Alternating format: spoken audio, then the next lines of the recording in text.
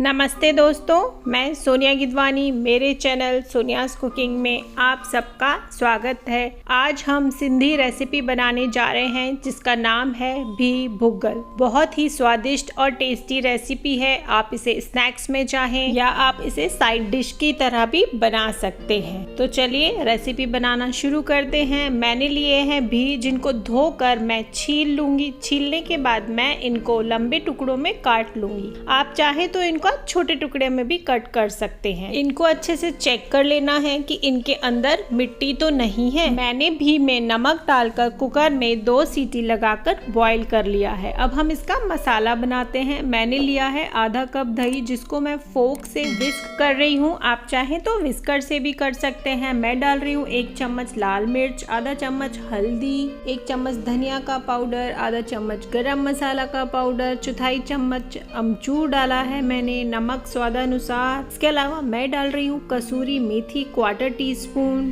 उसको भी हल्का सा क्रश करके मैं इसमें डाल रही हूँ। इसके बाद अच्छे से इस मसाले को मैं मिक्स कर रही हूँ। दही के इस मसाले में बने हुए भी को आप एक बार खाएंगे तो आपको बहुत ही पसंद आएंगे, बार बार बनाएंगे। मैं डाल रही हूँ इसमें 1 चम्मच कश्मीरी लाल मिर्ची का पाउडर। उसको भी मैं अच्छे से इसमें डालकर मिक्स करूँगी। मिक्स करके मैं इसको साइड में रख दूंगी। मैंने 2 हरी मिर्ची को छोटा छोटा कट कर लिया है। 1 इंच अदरक के टुकड़े को कद्दूकस कर लिया है।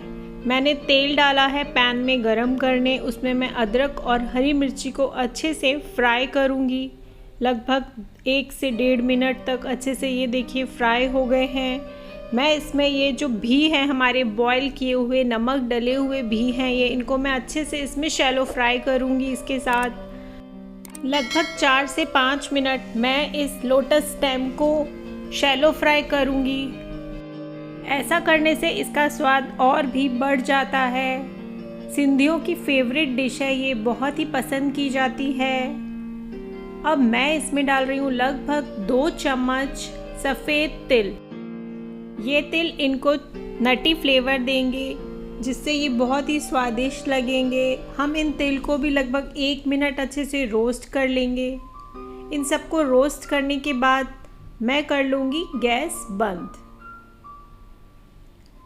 गैस बंद करने के बाद लगभग आधा मिनट ऐसे ही चलाऊँगी ताकि पैन नॉर्मल हो जाए। उसके बाद मैं डालूँगी इसमें दही का मसाला।